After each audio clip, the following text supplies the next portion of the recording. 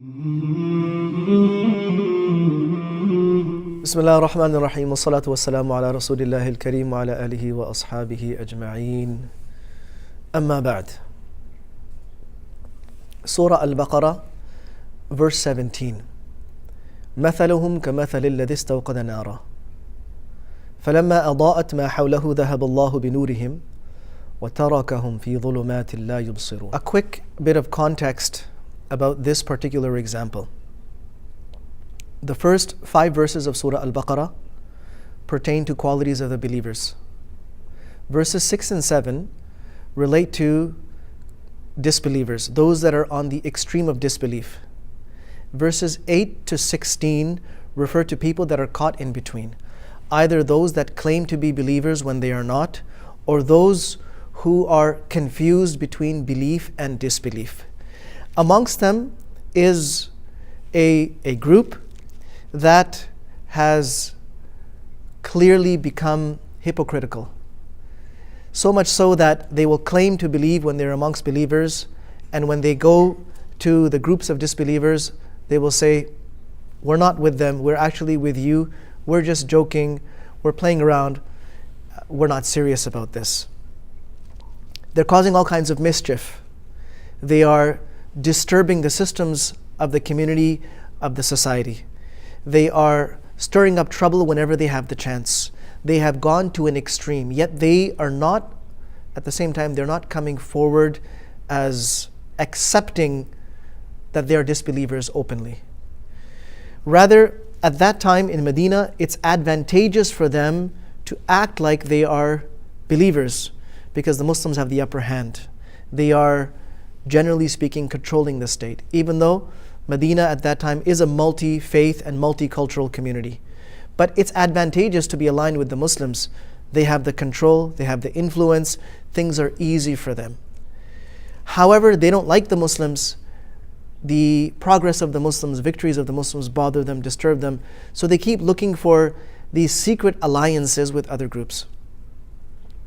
Allah subhanahu wa ta'ala says that أُولَٰئِكَ الَّذِينَ اشْتَرَوُا الضَّلَالَةَ بِالْهُدَى. These people have sold out.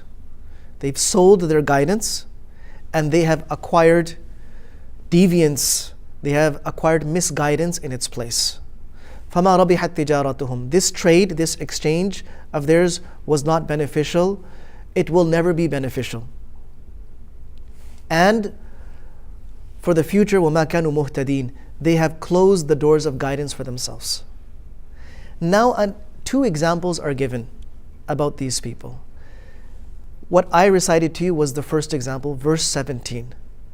مَثَلُهُمْ كَمَثَلِ الَّذِي اسْتَوْقَدَ نَارًا. Their example is like someone who has lit a fire.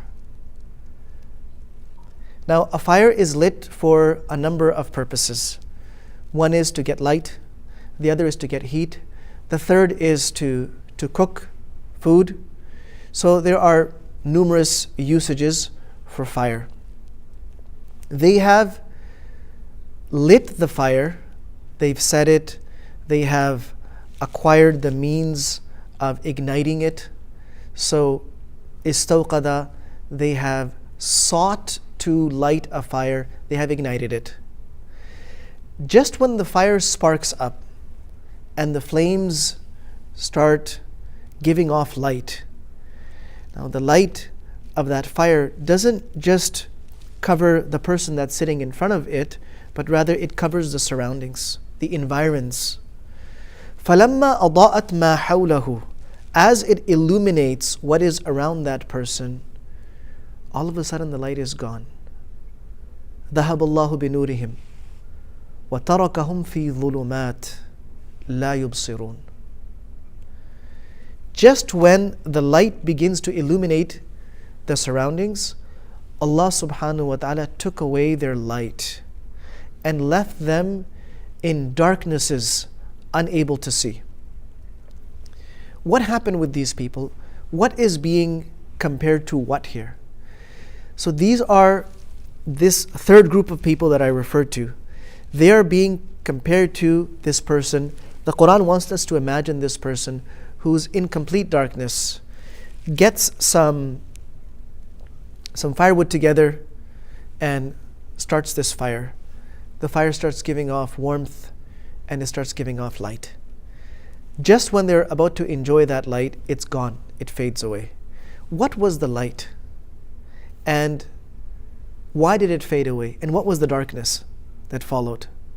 The light here was the light of Islam. These are people who had exposure to Islam. Now, some of them never agreed to be a Muslim in the first place. Their shahada was a lie. It was just for the people around them. There were others amongst them who may have been sincere in the beginning, but before their iman could solidify, they were taken away. So in either case, both groups had the exposure to Islam. Those who were insincere to begin with, they may have been insincere, but they had enough exposure to Islam and Muslims that they could have become sincere. They might have started out as hypocrites, as fake Muslims, but they could have become real Muslims, and no one would have known. That was between them and Allah subhanahu wa ta'ala. And those who started out as sincere Muslims, but then they were pulled away by other people, they also had the exposure. So this light here, this fire, is referring to the light of Iman that they potentially had exposure to. Some Mufassirin have mentioned that this light refers to the possibilities that opened up to them because of Islam. People welcomed them, they were able to make friends, they were able to do business. When there were battles in which Muslims were victorious, they got a share in the spoils of war. They were able to marry Muslim women, they were welcomed as a part of Muslim communities. So some Mufassirin have said that the light that's being mentioned is the advantages that came to them being a Muslim. ذَهَبَ اللَّهُ بِنُورِهِمْ. Interestingly, the Quran doesn't say ذَهَبَ اللَّهُ بِنَارِهِمْ. Allah didn't take the fire away. Allah took the light away. Allah took their nur, that enlightenment that they had, or they had access to, or exposure to. Allah subhanahu wa ta'ala took it away. When did Allah take it away? So here, some Mufassirin say that these are people who enjoyed the advantages of being a Muslim during their lives. The moment they left this world, it all came to an end. They were taken to task, and on the day of judgment, these people will be raised with no nur. There will be no nur for them in their graves. There will be no nur for them when they arise from their graves. There will be no nur for them when they stand on the day of judgment. In fact, these will be the people who will go looking for nur. يَوْمَ يَقُولُ الْمُنَافِقُونَ وَالْمُنَافِقَاتُ لِلَّذِينَ آمَنُوا انظُرُونَا نَقْتَبِسْ مِن نُورِكُمْ. When they will see the true believers on the day of judgment, they will go chasing after them, and they'll say, please wait for us. We don't have any light of our own. We don't have any nur. So please, can you slow down so we can walk in your nur? So they will be told, قِيلَ ارْجِعُوا وَرَاءَكُمْ فَالْتَمِسُوا نُورًا. Go back and seek your nur. They will think that there's some place back there that they might have missed. If they go there, they will find nur. But what the mu'mineen will be referring to is dunya. We built all our nur, the nur of iman, nur of taqwa, nur of good deeds. We accumulated that in dunya. If you want it, you're going to have to go back there and earn it. So they'll turn around looking for this place of nur. فَضُرِبَ بَيْنَهُمْ بِسُورٍ لَهُ بَابٍ بَاطِنُهُ فِيهِ الرَّحْمَةِ وَظَاهِرُهُ مِنْ قِبَلِهِ الْعَذَابِ. So they will turn around, and then all of a sudden a wall will be erected between them and the believers. On the side that these hypocrites are on will be punishment, the adab of Allah. On the side of the believers, there's going to be the rahmah of Allah subhanahu wa ta'ala, the bounties that come with entering into Jannah. And they will call and scream, يُنَادُونَهُمْ أَلَمْ نَكُمْ مَعَكُمْ. We were with you in dunya, we lived together. We were neighbors, we were friends, so on and so forth. So the believers will say, yes, وَلَكِنَّكُمْ فَتَنْتُمْ أَنفُسَكُمْ وَتَرَبَّصْتُمْ وَارْتَبْتُمْ وَغَرَّتْكُمُ الْأَمَانِي حتى جاء أمر الله وغركم بالله الغرور. Yes, you were with us physically, you stayed with us, you made the appearances where appearances needed to be made, you showed up where you needed to show up, but you put yourself into this test by siding with the disbelievers, by choosing to disbelieve deep inside your hearts. The second thing is, you were constantly looking for opportunities to hurt Islam and the Muslims. You were constantly looking for opportunities to undermine what the Muslims were doing and somehow get in their way. وَارْتَبْتُمْ, you constantly remained in doubt and suspicion. You couldn't bring yourself out of that mindset and bring yourself to belief. And Shaitan continued to deceive you. So today there is no way that you can rescue yourself. And your destination has been designated. This is one tafsir of this ذَهَبَ اللَّهُ بِنُورِهِمْ, meaning the moment their eyes of dunya close, that's when the realities will be exposed to them, and another hisab is going to start, another set of dealings, and there is nothing for them but darkness. The other meaning that some Mufassirin have mentioned is that the nur here is referring to their hidayat. They had a chance to be exposed to hidayat just when they could have taken advantage of it and instilled it into their hearts. They chose not to. They were deprived. Even having exposure to the light of that fire, they were deprived of it. So ذَهَبَ اللَّهُ بِنُورِهِمْ, Allah subhanahu wa ta'ala took it away. They had exposure to it. They had access to it. They didn't use it. They didn't decide to take advantage of it. So it was taken away. وَتَرَكَهُمْ فِي ظُلُمَاتٍ, and Allah subhanahu wa ta'ala left them in darknesses. ظُلُمَات is plural of ظُلْمَ, and ظُلْمَ is derived from ظُلْم, and ظُلْم is generally translated as injustice, unfairness. But the literal meaning of ظُلْم, as explained by Imam Razi, ظُلْم means to decrease something. آتت أكلها ولم تظلم منه شيئا. ظلما literally means to decrease. Something was owed, but less was given.